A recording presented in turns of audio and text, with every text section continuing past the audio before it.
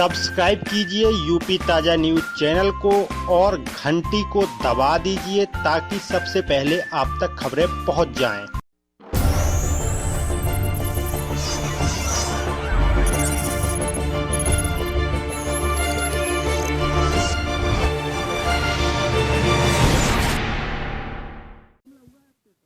हमारे साथ मारपीट करी दीपनारायण पूर्व विधायक ने सपा की। मारपीट इस कारण की कि इनने 2012 में समाजवादी पार्टी सरकार थी, सत्ताधारी थे, जो विधायक थे, इनने जबरदस्ती हमसे 1 बीघा रजिस्ट्री कराई थी। हमसे 2 लाख में भी इनकी तय हुई थी पैसों की। इनने 1 लाख रुपया दिया है, 1 लाख रुपया नहीं दिया था। हमसे कहा था कि पालीवाल प्रेम सिंह, जब तुम पूरी ज़मीन की रजिस्ट्री कर दोगे तो हम जो पैसा दे देंगे तुमको। तो ये सपा सरकार थी, हम दबे रहे, हमने कुछ नहीं कहा है। सत्ता जैसा बदला है तो हमने इनसे कहा है कि विधायक एक का नाम दीपनारायण जी का नाम हमारी ज़मीन खाली कर दो आप। तो ये बोले कि नहीं, पहले रजिस्ट्री करिए।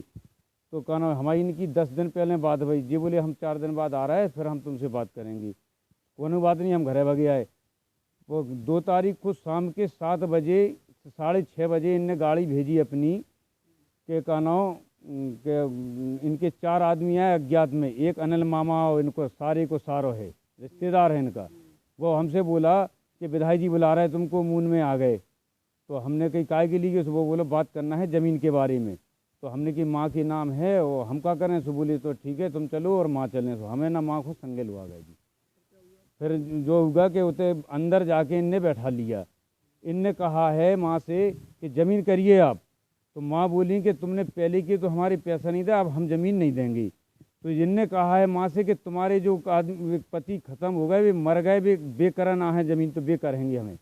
तो हमने कहा है कि दीपनारायण जी आप ऐसे आप शब्द नहीं बोलो।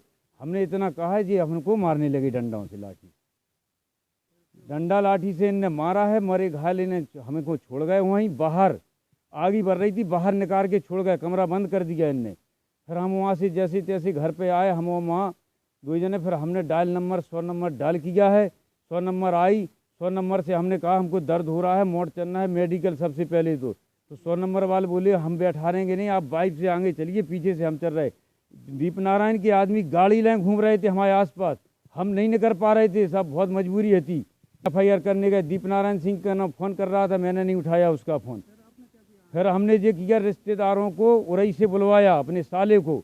वो गाड़ी लेके रात के 11 बजे आया है। तो मस्को हम जा बैठ के सीधे झांसी पहुँचे 2 बजे। 2 बजे झांसी रुके अपने रिश्तेदारों के यहाँ। सुबह 8 बजे हम सीधे कप्तान साहब के सामने पेश हुए। ये बात है। आपको सिक्योरिटी दी गई है क्या? हाँ, सिक्योरिटी हमने मांगी है। हमको मारने की आशंका है, जो मार भी फिर रहा है, कल ढूंढ रहा था। ये हमसे कह रहा था कि जिंदा मार देंगे। ये पूरा राजनीतिक मामला है। जो व्यक्ति रिपोर्ट करता है वो पिछले 5-6 साल से हमारे यहाँ काम कर रहे हैं। उन्होंने खुद स्वयं स्वेच्छा से अपनी ज़मीन आज से 7-8 साल पहले बेची थी, उसकी रजिस्ट्री हमारे पास है। कोई मामला नहीं है। मामला सिर्फ इस बात का है कि वो लगातार चौकीदार बनकर वहाँ की तमाम चोरियां करा रहे थे स्कूल के सामानों की। लोगों ने शिकायत की कि ये लगातार चोरी कर रहे हैं, इनके घर में सारा मटेरियल लगा हुआ है स्कूल का, और तमाम शिकायतें इनकी तमाम तरह की थी। स्कूल वालों ने इनको निकाल दिया। जब निकाला जाता है कि आपके ऊपर तमाम ये बातें हैं, और हम लोगों ने एक FIR थाने में दिलाई कि इतना लाखों रुपए का सामान चला गया चोरी, इलेक्ट्रिकल का सामान है, टाइल्स है, सब पूरा धीमे धीमे से लोहे का पूरा सामान लेके गए। काफ़ी दिन तक हम लोग यही नहीं समझ पाए कौन कर रहा है ये काम। ये जब पकड़ में आते हैं, जब इनके घर में सामान बरामद हो रहा है, प्रॉप्स वहाँ पड़े हुए थे, लोगों ने जाके घर में देख लिए, तो इन्हें निकाला गया। दरखास्त हमने थाने भिजवा दी वहाँ के प्रबंध तंत्र ने। जैसी दरखास्त थाने पहुँच जाती है, ये तुरंत एक्शन में आते हैं और बोलते हैं कि साहब हमारे साथ मारपीट की है। पहले ये 100 नंबर को कुछ और बताते हैं। उसके बाद ये जवाहर राजपूत जी जो विधायक हैं, मैंने कहा राजनीति तो ठीक है, आप भी कर रहे हैं, हम भी कर रहे हैं, हमारी पॉलिसियों की लड़ाई हो सकती है, लेकिन इस स्तर पे आप जवाहर जी अब ले जाकर उसको नया मुद्दा बनाते हैं, नई कहानी गढ़ते हैं कि रजिस्ट्री करानी थी इसलिए उसके साथ मारपीट की गई है।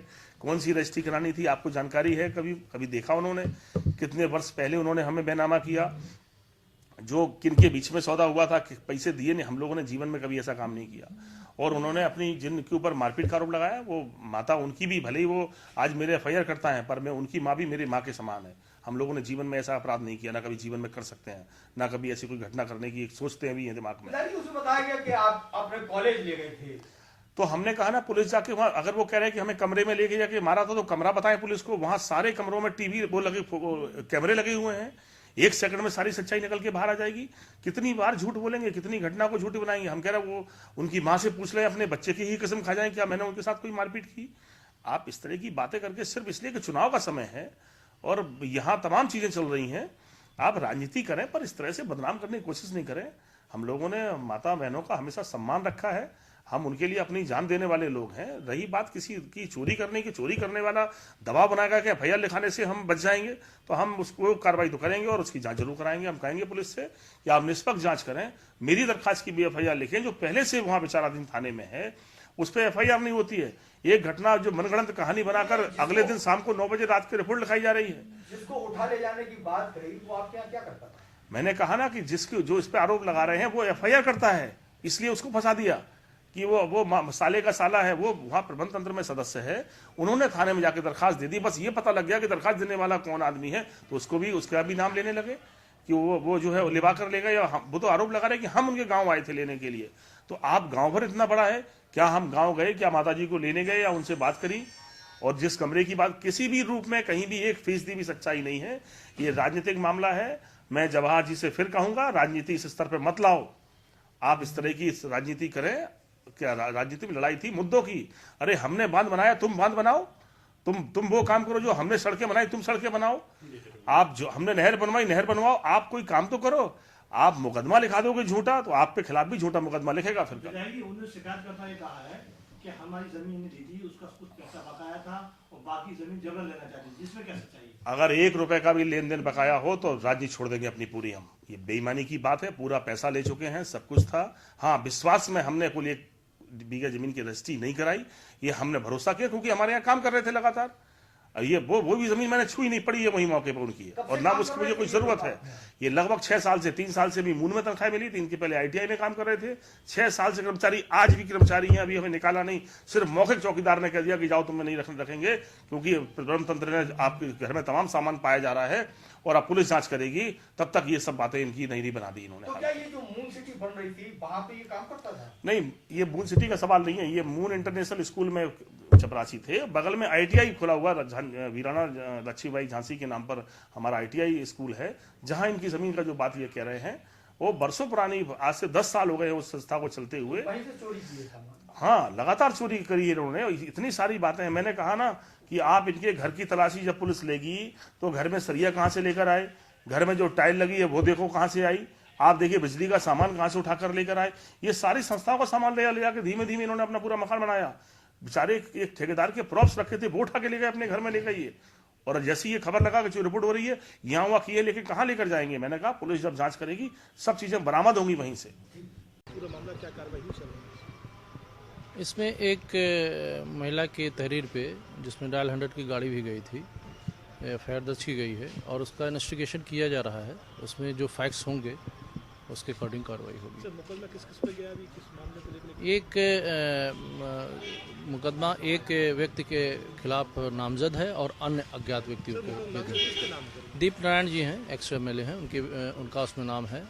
और इसमें महिला ने आरोप लगाए हैं। इस संदर्भ में विभिन्न धाराओं में अभियोग पंजीकृत किया गया है, जिसका इन्वेस्टिगेशन किया जा रहा है और जो फैक्ट्स निकलेंगे तदनुसार कार्रवाई की जाएगी। सब्सक्राइब कीजिए यूपी ताजा न्यूज चैनल को और घंटी को दबा दीजिए ताकि सबसे पहले आप तक खबरें पहुंच जाएं।